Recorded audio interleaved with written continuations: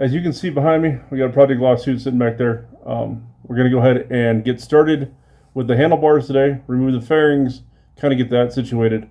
I was showing you guys the movement in the initial video that the handlebars have.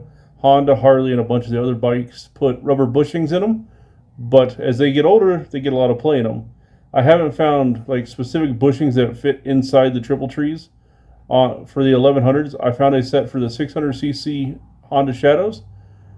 Nobody would tell me if they fit or not. They said it requires a 1-inch hole.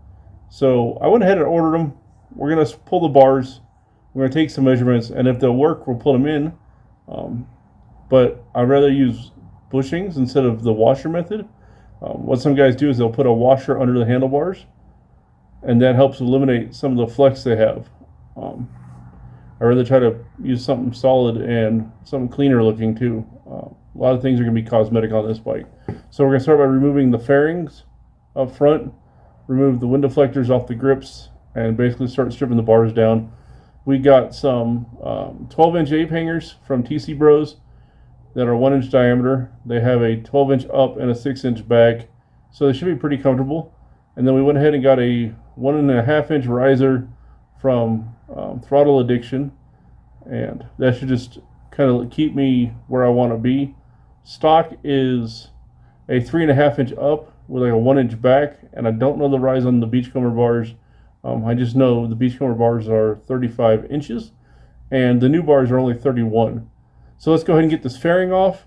We'll go ahead and get going from there and figure out if these bushings are going to work or not. Here on the lower fork, we have the windscreen, wind deflector, and then we obviously have the main one here. All those mount to the forks, but I need to remove at least this one to get to the bolts for the bars and get us some room to work. Along with the things we're going to get rid of is these air deflectors here, and get rid of the cup holder, and then maybe change these mirrors out. We also have new grips coming, so a bunch of things changing on the top end of this. But here's what I was talking about initially with that movement. I don't know if I'm moving or you guys are, but it's kind of hard to see. There's just enough movement to make me not like it. So let's get started with some Allen wrenches. We'll go ahead and loosen up this bolt to take the fairing, the plastic off, and then this bolt back here to unclamp it.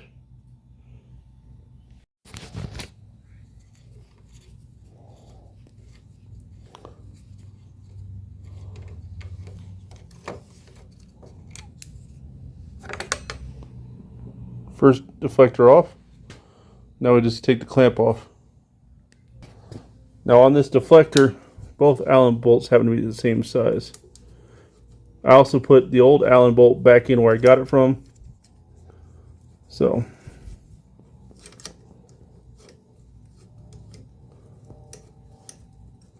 never hurts to put the screws back where you got them from, so that way you don't lose anything. Hopefully we don't drop this on the fender and scratch the fender.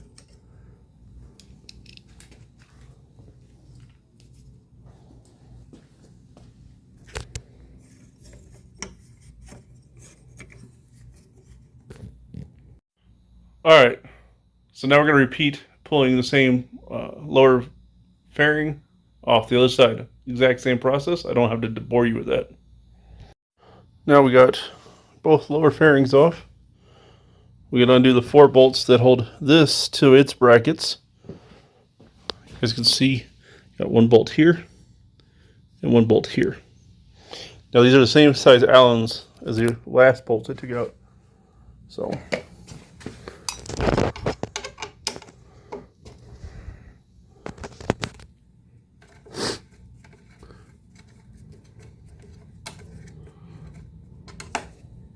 get these pulled. Set the bolts down and we'll pick all that up later.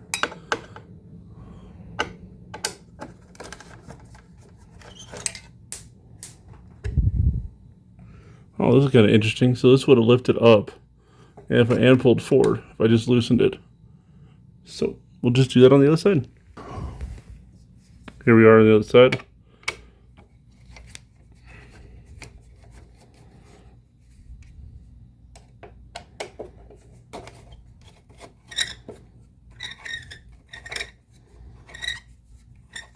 So now this should just come forward.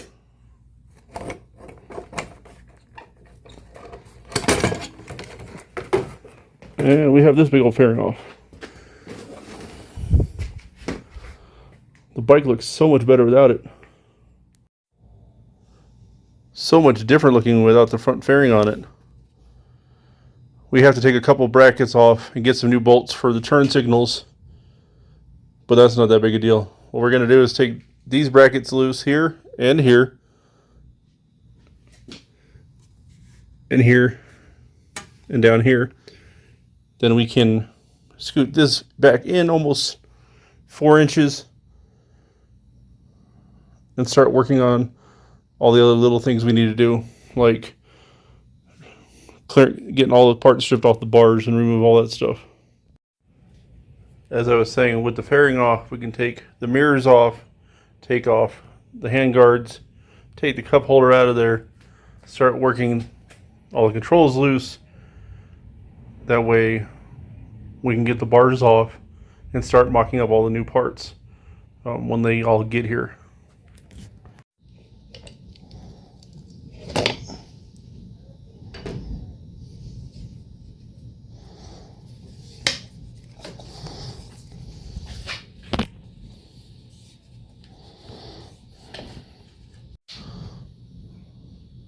So here we have the mirror off, the little hand guard, take this grip off, and then we can start loosening up everything else. All right.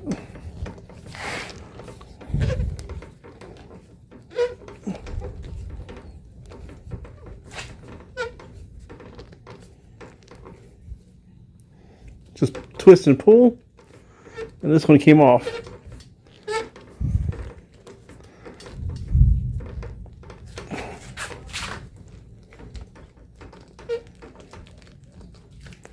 Boom. I'm not a fan of these grips. I kind of don't, they look too new school to me. I think we're going to go ahead and get some newer or some older looking grips. Just kind of give it that old school vibe.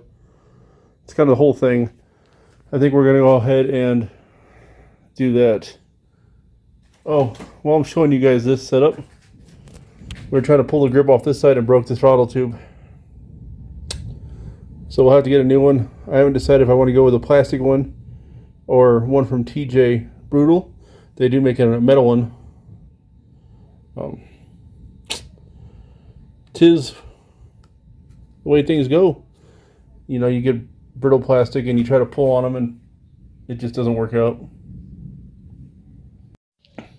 Well, had to step away for a minute. Had to just collect myself here. Trying to think of where to go, what to do. I need to order a new throttle tube. Whether we get one from TJ Brutal, they make a metal one, or I can get a plastic one cheaper for about a quarter of the cost. I haven't decided yet. But I do know we may or may not have to order new cables. I found some rough spots on these cables that I didn't see upon initial inspection, and we'll see what we end up doing. I might just see how the new bars fit first. Maybe I'll run these cables for now and then get new ones coming once the bike's running. While we're sulking over a broken throttle tube, we can go and take this cup holder off, start taking the levers off. Still finish getting this stripped down at least. I don't know if I'll put the cup holder back on it, but you know, for an old guy like my dad, it probably was kind of cool to have. He could throw his drink in here or throw something. And I would use a socket set, but right now I left a bunch of tools in the truck, and the missus is at PTA stuff tonight, so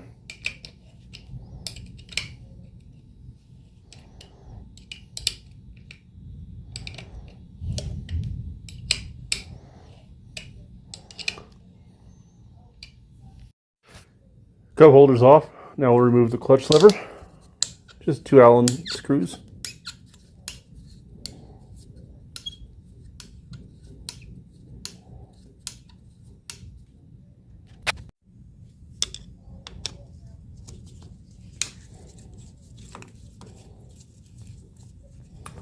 And once this is loose, I'm just going to lay a towel on the front fender and lay this on the front fender.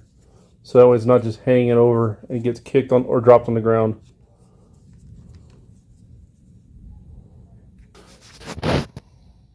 Last of the Allen bolts is out. Now we've got 2 Phillips to take the headlight switch off. And we'll go ahead and start taking this apart.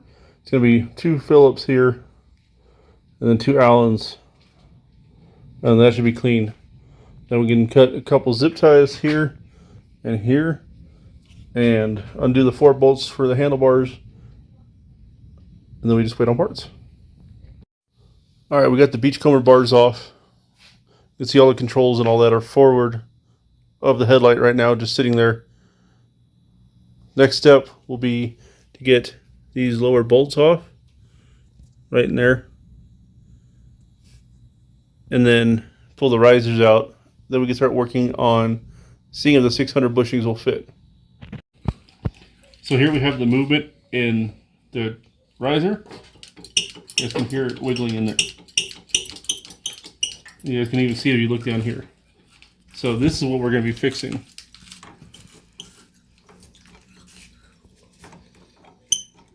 Okay, thank you. Every time Alright, you guys. The aluminum bushings showed up. These are for a Honda 600 Shadow. I got these from Gotti's Garage. And I bought these on a whim. John Gotti told me they might not fit. He didn't know. He didn't have any experience putting these in an 1100 Shadow. Like my Aero. Now, I can make these work. But they are smaller than the 1100 bushings. I couldn't find much info online about them. I kind of messed up my existing triple tree upper. Now I reached back out to Gotti's Garage. I hope I'm saying his last name right.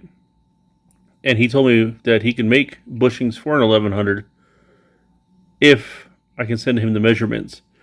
I offered to send him my spare triple tree. That way he can start making them and maybe reach out to the 1100 community if he decides to.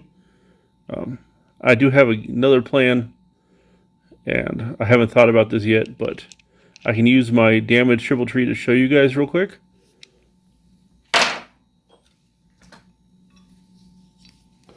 So here we have where the bushing was, and here we still have the other bushing. Now this left bushing is the one that was bad on my Honda. I can still hog out the bushing if I want to go solid mount. Haven't fully thought on this yet, but what I can do is take a deburring tool, like a carbide bit for my Dremel tool, reach into the new triple tree I have and hog these out. Now, when I talk about fitment issues, this, once we clean out the bushing, is going to be a loose fit in here. It's not even a tight fit up top. There's a 1/16 of an inch or a hair all the way around. And that's not horrible. I got a buddy who can TIG weld this and make it look beautiful. It's an option. On the bottom here, you can tell that once we clear out the rubber, there's going to even be a gap between the original metal race or the metal part of the bushing here. A lot of guys I've talked to or read about have said that this metal ring does not want to come out easily, even with a press. So that's why I started thinking about deburring it. Now, even if that doesn't come out clean, or that inner race doesn't come out, I can push this in and take this over to my buddy and have him TIG weld it. Once it's TIG welded in place, we don't have to worry about a gap or play. It'll be solid, and he can weld it strong. And then what we do is just fill this portion up and TIG weld it too. You know, get it inset more because it'll be clear. Then we TIG weld this and it'll be solid mounted. I'm not against that option. Just ideas, just bouncing ideas. The other thing is, once these are TIG welded in place, a bolt passing through will secure it that much stronger. So you guys can tell here, this is a good bushing on this side. To do it, we had to get that one out on the other side. We had to drill this with a bunch of little holes to get it to break free. I didn't want to take a torch this because of the polished aluminum here. And same on the bottom. You can just drill it out, break out the metal sleeve, and then we can go in there with a carbide bit, clean up the ring, and weld them in. Or if Gotti's Garage can machine new ones that fit accordingly, they would just push into place like they're supposed to. Now, like I said, I haven't fully decided. I haven't finished communicating with Gotti's Garage, but hopefully by the end of this video we'll have a decision made on what we end up doing. Alright, so with parts being shipped out to Gotti's Garage and John handling making some new solid bushings for me, and he's also waiting for me to send him those new triple trees so he can drill them out to 1 1/4 inch for me. We're gonna go ahead and end this video here, call this part 1. We'll pick up part 2 when all those parts come in. So thanks for watching, y'all. If you liked what you saw, click the like and subscribe button. God bless and take care.